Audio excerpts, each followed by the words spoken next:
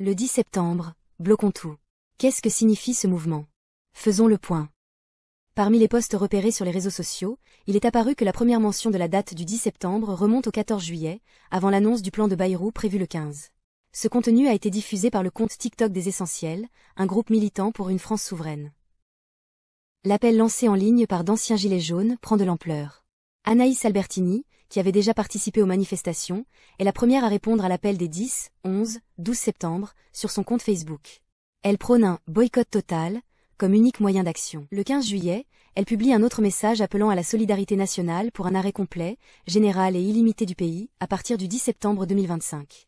Le 17 juillet, elle partage un tract sur les réseaux sociaux et affirme simplement relayer l'appel et refuse d'être associée au mouvement. Dans un live Facebook, elle déclare que des citoyens ont lancé cet appel, sans implication de partis politiques ou syndicats. Elle ne souhaite pas révéler ses sources. Qui se cache derrière ce collectif aux contours flous? Il est relayé sur les réseaux sociaux par des utilisateurs d'extrême droite ou proches de la sphère complotiste. Notamment les comptes X, Bastion Média, ou Au Bon Tweet français, qui partagent de nombreuses publications anti-immigration. Un site, Mobilisation 10 septembre, a été lancé le 19 juillet, puis un compte X, Bloquons tout, pour relayer cet appel. Le collectif Mobilisation 10 septembre serait composé d'une vingtaine de personnes qui se sont rencontrées sur les réseaux sociaux. Ils se décrivent comme apolitiques, ne comptent pas sur les syndicats et indiquent avoir choisi la date du 10 septembre, parce que c'est la rentrée sociale, le moment où tout redémarre. Contacté via le formulaire du site du mouvement, un trentenaire qui dit travailler chez Enedi refusant de donner son prénom et son nom et privilégiant des réponses écrites sur une messagerie, plutôt qu'un appel téléphonique, serait l'une des personnes à l'origine de cette mobilisation. Plusieurs éléments suscitent des interrogations légitimes. Or, l'absence de moyens de communication avec ce collectif soulève des doutes quant à sa légitimité et à sa transparence. En effet, la disparition de leur site web ainsi que la fermeture du canal Telegram préalablement établi soulignent un manque de clarté et de fiabilité de la part de ce groupe de contestation.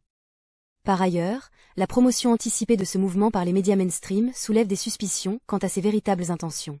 Il est naturel de s'interroger sur les motivations derrière cette médiatisation précoce, qui pourrait altérer la perception du mouvement. En conclusion, il est essentiel de rester vigilant et de questionner de manière approfondie les circonstances entourant ce collectif et son action.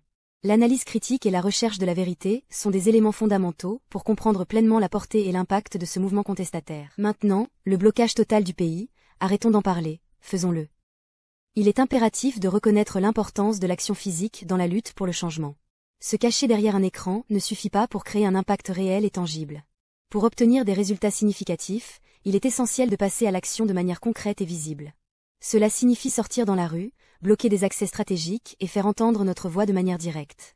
Ainsi, nous montrons notre détermination et notre engagement. Les actions physiques, comme les blocages, sont un moyen puissant de perturber le statu quo et de forcer le gouvernement à nous écouter. Rien ne change sans effort et sans lutte. Il est essentiel de se mobiliser activement pour un véritable changement. En nous rassemblant physiquement, en bloquant les rouages du système, nous montrons notre force collective et notre détermination à faire bouger les choses. Il est temps de passer à l'action, de sortir de derrière nos écrans et de montrer au monde que nous sommes prêts à lutter pour un avenir meilleur. Merci de m'avoir écouté.